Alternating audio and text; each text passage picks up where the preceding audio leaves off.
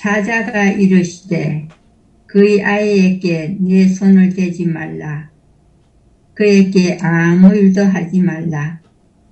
내가 내 아들, 내 독자까지도 내게 아끼지 아니하였으니 내가 이제야 내가 하나님을 경외하는 줄을 아노라.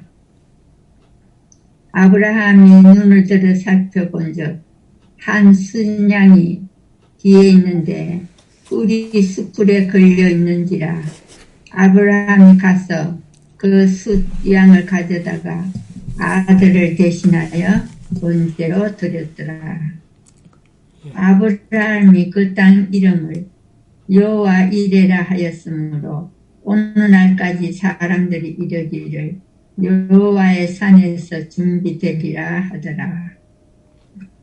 여호와의 사자가 하늘에서부터 두 번째 아브라함을 불러 이르시되 여호와께서 이르시기를 내가 너를 가리켜 맹세하노니 내가 이같이 향하여 내 아들 내 독자도 아끼지 아니하였은즉 내가 네게 큰 복을 주고 내 씨가 크게 반성하여 하늘의 별과 같고 바닷가의 모래와 같게 하리니 내 씨가 그 대적의 성문을 차지하리라.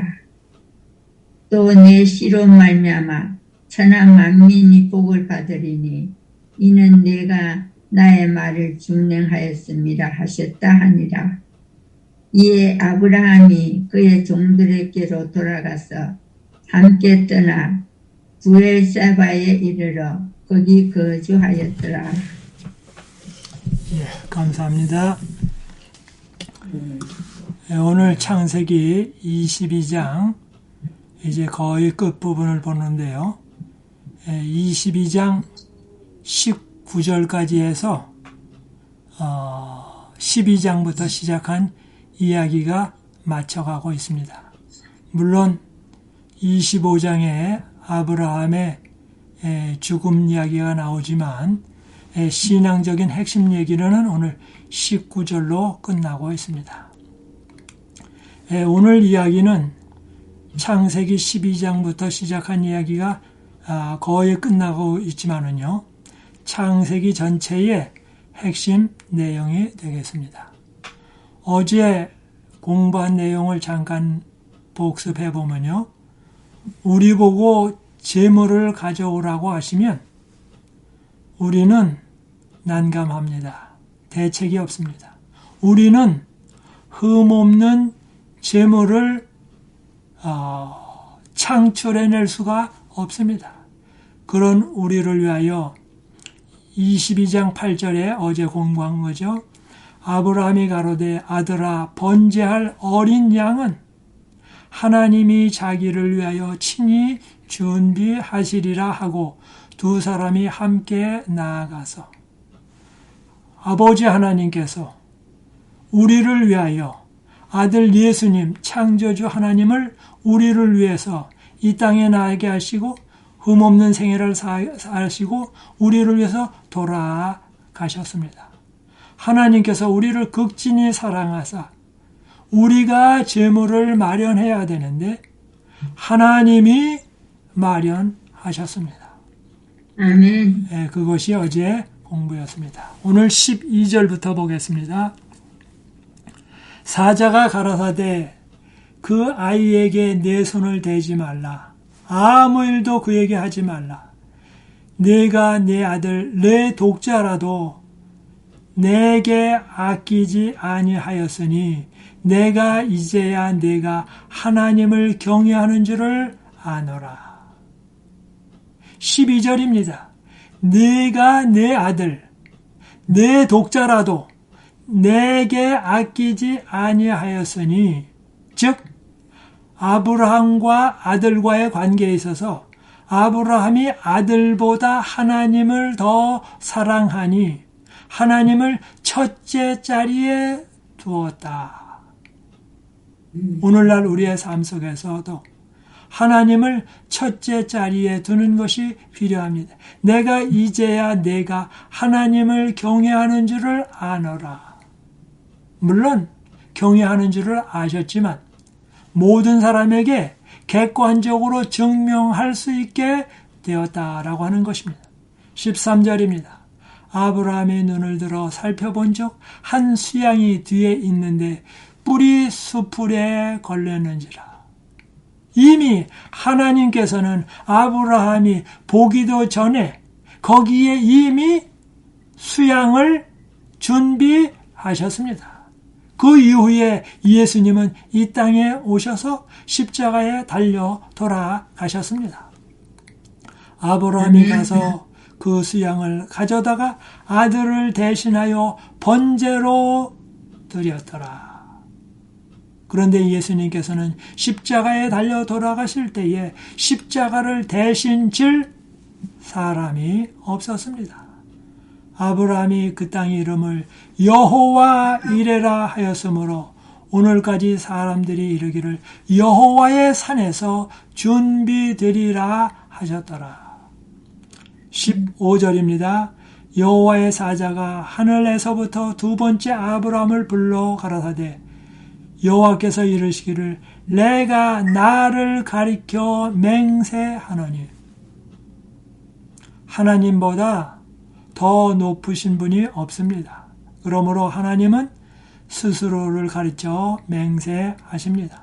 내가 이같이 행하여 내 아들 내 독자를 아끼지 아니하였은즉 내가 내게 큰 복을 주고 내 씨로 말미암아 크게 성장하여 하늘의 별과 같고 바닷가의 모래 같게 하리니 내 씨가 대적의 문을 얻으리라. 그 대적의 첫 번째 씨는 이삭입니다.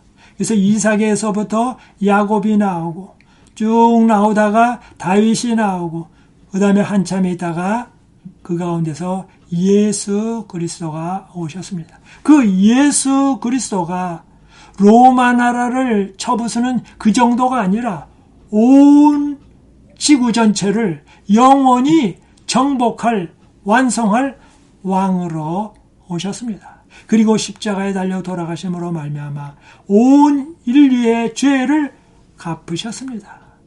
18절입니다. 또 내 씨로 말미암아 천하 만민이 복을 얻으리니 이는 내가 나의 말을 준행하였음이라 하셨다 하니라. 바로 천하 만민이 아브라함의 자손이 된다 그 말입니다. 19절입니다. 이에 아브라함이 그 사환에게로 돌아와서 함께 떠나 부엘사에바에 이르러 거기에 거하였더라. 19절에 보면 이에 아브라함이 그 사환에게로 돌아와서 누구와 함께 우리가 돌아와서 사환에게 떠날 때는 아브라함과 이삭만 떠났습니다. 제사 지내고러 가는 것입니다. 그럼 제사 한 사람 지내고 나면 혼자 오는 것입니다. 그런데 그때 말하기를 우리가 돌아오리라. 그런데 이에 아브라함이 그 사환에게로 이삭과 함께 돌아와서 제사를 드렸는데 번제를 드렸는데 역시 이삭과 함께 돌아오는 것입니다. 어떻게 그렇게 가능할까요? 그것은 바로 아들 예수님이 우리를 위해서 돌아가셨기 때문에 예수님이 돌아가셨기 때문에 아들 이삭은 죽어야 할 필요가 없게 된 것입니다. 그래서 부엘세바에 이르러 거기 거하였더라. 오늘 이 창세기 22장의 믿음의 이야기는 이제 마칩니다. 그러면 잠깐 복습을 해보면요. 창세기 12장 1절부터 3절입니다. 75세 때의 믿음의 여정이 시작합니다. 여기 1절 봅니다. 여호와께서 아브라함에게 이르시되 너는 너의 본터 친척 아비 집을 떠나 내가 내게 지시할 땅으로 가라. 여기서부터 이제 믿음의 여정이 시작됩니다. 믿음이 점점 자라나기 시작합니다. 2절입니다. 내가 너로 큰 민족을 이루고 내게 복을 주어 내 이름을 창대케 하리니 너는 복의 근원이 될지라. 복의 근원이 되려면 믿음이 성장해야 합니다. 믿음의 성장 없이 복의 근원이 될 수 없습니다. 3절입니다. 너를 축복하는 자에게는 내가 복을 내리고 너를 저주하는 자에게는 내가 저주하리니 땅의 모든 족속이 너를 인하여 복을 얻을 것이니라 하신지라. 모든 족속이 너를 인하여 복을 얻을 것이라. 그래서 마태복음 28장 16절부터 20절에는 그렇게 말합니다. 너희는 가서 모든 족속으로 제자를 삼아 아버지와 아들과 성령의 이름으로 침례를 주라.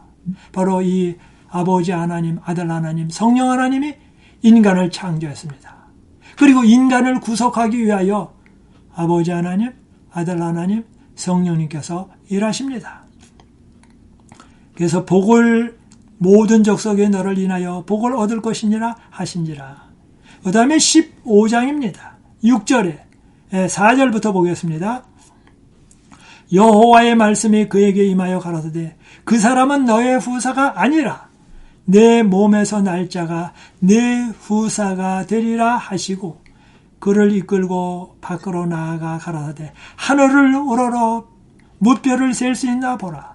또 그에게 이르시되 내 자손이 이와 같으리라. 그랬더니 6절에 아브라함이 여호와를 믿으니 여호와께서 이를 그의 의로 여기시고 아브라함이 여호와를 믿으니 여기 이 말씀을 잘 보면 아브라함이 여호와의 말씀을 믿으니라고 말하지 않습니다. 여기 뭐라고 말씀하십니까? 아브라함이 여호와를 믿으니 하나님의 모든 전체를 믿으니까 여호와의 말씀도 그 가운데 포함되어 있습니다. 우리가 십계명을 지키는 것도 중요합니다. 그러나 십계명을 주신 하나님 전 존재를 사랑하면 성경 전체를 사랑하는 것이고 또 그분이 하신 모든 것을 사랑하게 되는 것입니다. 그런데 오늘날 많은 사람들은 성경 말씀의 몇 구절은 사랑하지만 좋아하지만 그 성경을 주신 여호와 하나님 자신을 사랑하지 아니하면 껍데기 신앙을 하게 됩니다. 오늘날 사랑하는 배우자의 말을 듣고 사랑하는 것도 중요합니다. 그러나 배우자 전체를 사랑하는 일이 필요합니다. 그러므로 우리가 교우님들을 사랑할 때도 교우님들의 말뿐만 아니라 교우님 자체를 사랑하는 일이 필요합니다. 오늘 하루만 사랑하는 것이 아니라 한평생 사랑하는 일이 필요합니다. 아브라함이 여호와를 믿으니까 어떻게 해요? 하나님이 책임지셔야 하죠. 그래서 먼저 여호와께서 이를 그의 의로 여겨주시고 여겨만 주면 안 됩니다. 완전히 의로운 사람으로 만드십니다. 우리가 침례받을 때에 의로운 사람이라고 칭해 주십니다. 뿐만 아니라 그 하나님은 우리를 성령님을 통하여 의로운 사람으로 만드십니다. 그걸 아브라함이 믿었다 그 말입니다. 이제 오늘 창세기 22장입니다. 1절이에요. 그 일 후에 하나님이 아브라함을 시험하시려고 그를 부르시되 아브라함아 하시니 그가 가로되 내가 여기 있나이다. 그래서 여기 22장 1절에는 아브라함을 시험하시려고 이제 아브라함의 믿음이 다 자랐나? 두들겨 보셨다 그 말입니다. 2절입니다. 여호와께서 가라사대 내 아들 내 사랑하는 독자 이삭을 데리고 모리아 땅으로 가서 내가 내게 지시하는 한 산 거기서 그를 번제로 드리라. 시험을 쳤습니다. 12절입니다.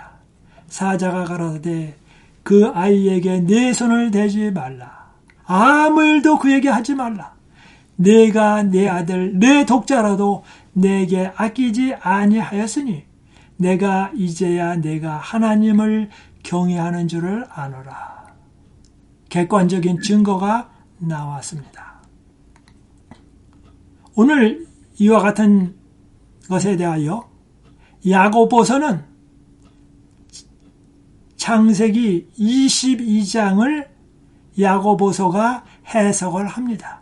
신약의 창세기 22장 주석을 보겠습니다. 21절부터입니다. 야고보서 2장 21절부터 26절에 있는 말씀을 볼 텐데요. 21절입니다. 우리 조상 아브라함이 창세기 제가 잘못 말했습니다. 야고보서 2장 21절부터 26절입니다. 야고보서 2장 21절부터 26절.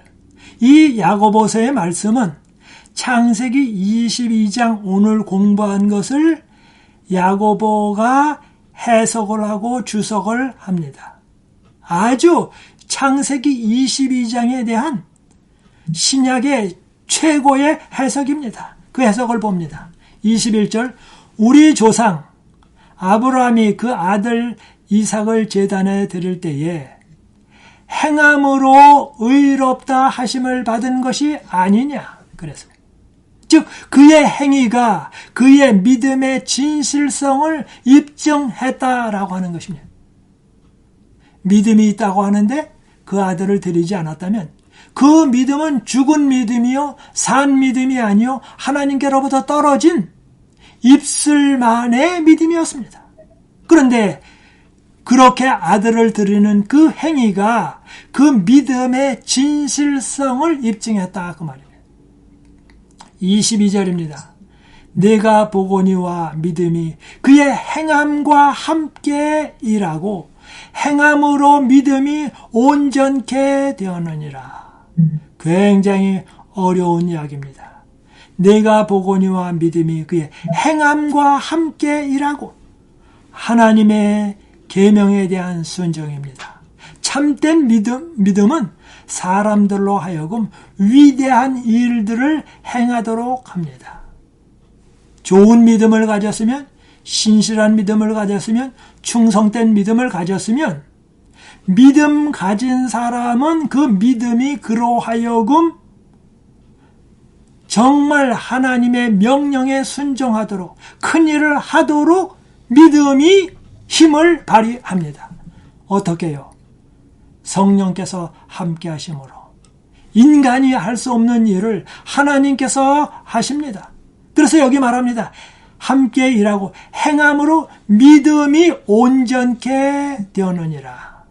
잘 보시면 행함으로 행함이 온전케 되었다라고 하지 않고 믿음으로 행함으로 믿음이 온전케 됐다고요. 행함으로 행함이 온전케 되는 것이 아니고 행함으로 믿음이 온전케 되었느니라. 창세기 22장 아들을 드리는 행위로 말미암아 믿음이 완성되었다. 즉 시험이 닥쳤을 때에 그의 행함은 그의 믿음이 참되다는 증거를 제공했습니다. 만약의 경우 그때에 아들을 드리지 않았다면 그의 믿음은 참되지 않다라는 사실을 나타내는 것이 되었을 것입니다. 23절입니다. 이에 경에 이른 바, 성경에 이른 바, 구약 성경에 이른 바 아브라함이 하나님을 믿으니, 근데 아브라함은 가장 존경받는 유대인 남자고 신앙인이었습니다. 그래서 아브라함이 믿으니 그 다음에 또 말합니다. 하나님 자신과 말씀을 믿었습니다. 그것이 창세기 15장 6절이죠. 이것을 의로 여기셨다 하는 말씀이 뭐예요? 응하였고 온전히 실현되었고. 그래서 창세기 15장 6절에 하나님을 믿으니 했어요. 즉 하나님 자신과 말씀을 믿었더니 첫 번째는 의로운 사람이라고 칭해줄 뿐만 아니라 의로운 사람으로 만들어 주셨다. 그래서 말합니다. 말씀이 응하였고, 그래서 창세기 22장에 15장에서 약속한 것이 22장에서 온전히 실현되었고, 그는 하나님의 벗이라 칭함을 받았나니. 24절입니다. 이로 보건대 사람이 행함으로 의롭다 하심을 받고, 어떤 행함입니까? 믿음에서 나온 행함, 성령께서 역사하시는 행함, 예수님의 사랑으로부터 나온 행함, 그 행함으로 말미암아 의롭다 하심을 받고 믿음으로만 아니니라. 입술의 믿음뿐만이 아니라 또 이와 같이 기생 라합이 사자를 접대하여 다른 길로 나아가게 할 때에 행함으로 의롭다 하심을 받은 것이 아니냐. 가장 멸시받는 직업도 안 좋았습니다. 이방인입니다. 여인입니다. 그 여인이 사자를 접대하여 이스라엘의 여리고를 정탐하러 온 사람을 접대할 때에 잘못하면 그는 배신자로, 나라의 반역자로 죽을 수 있었습니다. 그러나 여호와 하나님을 믿었습니다. 믿었더니 믿음의 행동이 나왔습니다. 다른 길로 나아가게 할 때에 행함으로 의롭다 하심을 받은 것이 아니냐. 그의 마음속에 가지고 있던 그 믿음이 행동으로 표출된 것이 아니냐. 어떻게 표출됐습니까? 정탐꾼을 숨겨 주었습니다. 26절입니다. 모든 사람들이 이야기하는, 또 암기하는 성경절입니다. 영혼 없는 몸이 죽은 것 같이, 숨쉬지 않는 사람이 죽은 것 같이, 행함이 없는 믿음은 죽은 것이라. 행함이 없는 믿음은 죽은 것. 그래서 믿음이라고 말하면 사실은 산 믿음 하나밖에 없지, 행함이 없는 믿음은 믿음이 아닙니다. 행함이 없는 믿음은 믿음이 아닙니다. 그래서 믿음이라고 하는 것은 참 믿음뿐입니다. 하나님은 근본을 바꾸어 주십니다.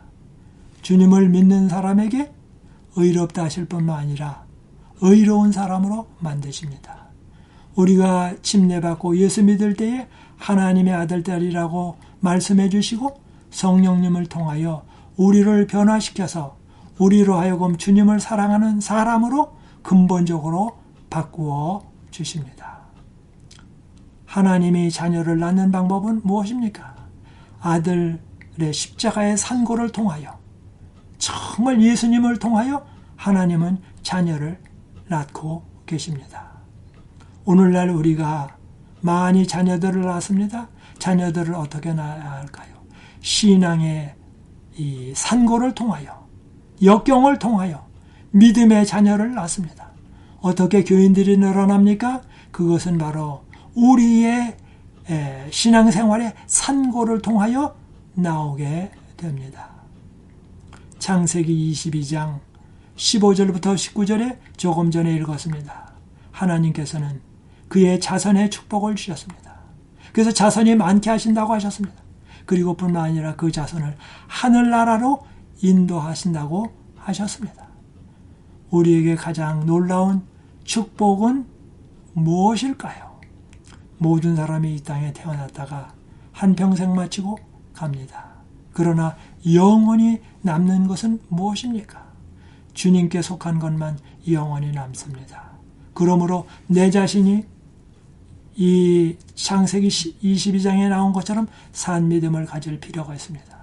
나의 자손들이 산 믿음을 가질 필요가 있습니다. 나의 배우자가 산 믿음을 가질 필요가 있습니다. 그럴 때 우리는 하늘에 들어가서 하나님의 자손으로 영원 무궁토록 살게 될 것입니다. 우리가 창세기 22장을 읽고 공부할 뿐만 아니라 아브라함처럼 그런 믿음을 갖는 우리 모두가 되기를 바라면서 말씀을 마치겠습니다. 아멘. 감사합니다. 네, 기도하겠습니다. 하늘에 계시는 아버지 하나님, 아브라함은 75세의 나이에 고향과 친척과 아버지의 집을 떠나라는 하나님의 말씀을 들었습니다. 그 이후 여러 가지 일을 겪은 후에 영원하신 하나님을 만났고 마침내 아들 이삭을 바치는 일까지 순종하는 단계에 이르렀습니다. 우리의 믿음의 연륜이 깊어질수록 온전히 하나님의 말씀을 믿고 순종하는 성숙한 믿음이 되게 하여 주시옵소서. 우리가 걷는 길을 막는 것처럼 보이는 여러 가지 장애물들이 있을 것입니다. 그때에도 역시 여호와 이레 하나님께서 우리를 위하여 잘 준비해 놓으셨음을 믿고 전진할 수 있도록 도와주시옵소서. 오늘 하루도 우리의 눈을 들어 하나님을 바라보게 하시고 우리를 지키시고 인도하시는 하나님의 은총을 누리는 복된 날이 되게 하여 주시옵기를 우리를 사랑하시는 예수님의 이름으로 간절히 기도드리옵나이다. 아멘. 아멘.